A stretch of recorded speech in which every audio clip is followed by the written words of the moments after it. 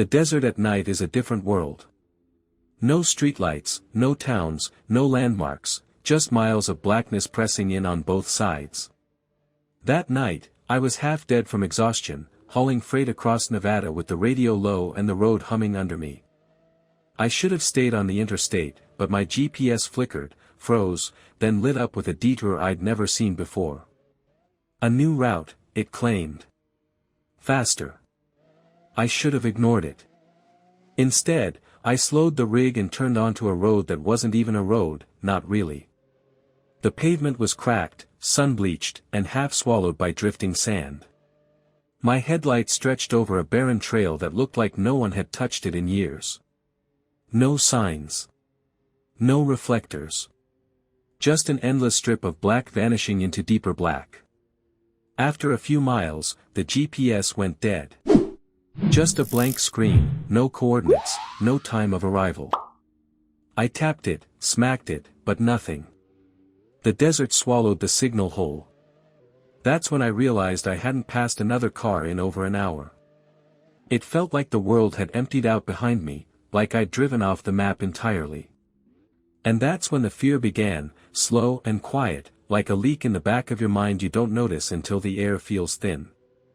I don't know how long I drove before the lights hit me. 1 second, there was nothing but desert, the next, blinding floodlights roared to life on both sides of the road. My eyes burned, my heart nearly jumped out of my chest. Men stepped out of the darkness in full combat gear. Rifles, helmets, the whole 9 yards. They didn't stop me. Didn't even ask who I was. They just waved me through like they'd been waiting. I wanted to stop. I wanted to roll down the window and tell them there had been some mistake, that I wasn't supposed to be here. But something in their movements, the way they never lowered their weapons, told me not to argue. So I kept my hands locked on the wheel and followed the narrow road deeper into the desert. The further I went, the brighter the floodlights became, lining the road like a tunnel of white fire. The men didn't speak. They didn't move. Just stood there, watching me pass.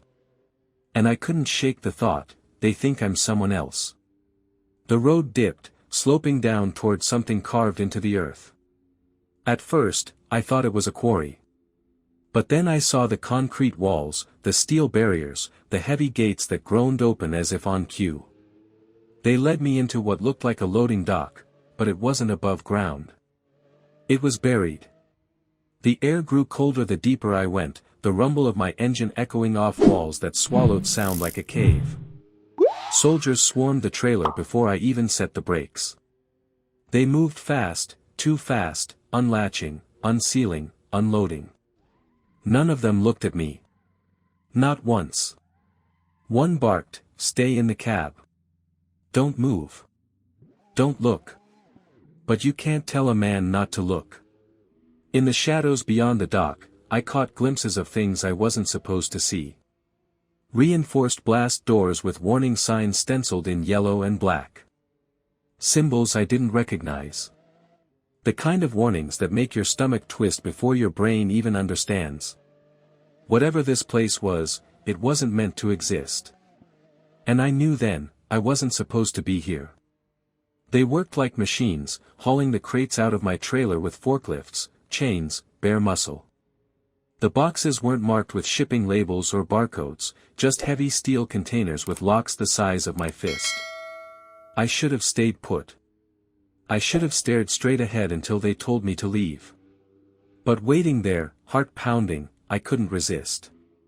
One of the soldiers dropped a crate harder than he meant to. The corner split, just enough for me to see inside. Not guns. Not ammo. Not rations. Something biological. It was sealed in thick glass, like a tank. Fluid sloshed around it, greenish, bubbling. And in the middle, something moved. Twisted. Pressed against the glass as though it sensed me watching. It wasn't human. It wasn't even close. February 10th, 2025, 23:04. Pale skin stretched too thin over a frame that bent wrong, joints where no joints should be, eyes, God, the eyes, clouded, lidless, staring without blinking. The soldier noticed the crack, slammed the box shut, and glared at me like he already knew I'd seen too much. And that's when the real fear started. The soldier's stare burned into me, and I knew, I wasn't leaving that place alive. Not after what I'd seen. One of them barked an order I didn't catch. Another started toward my cab. My pulse spiked. Fight or flight, and I damn sure wasn't gonna fight. I slammed the rig into gear before they could reach the door. Tires screeched against the concrete, the echo deafening in that underground tomb. Shouts erupted behind me, boots pounding, but I didn't look back.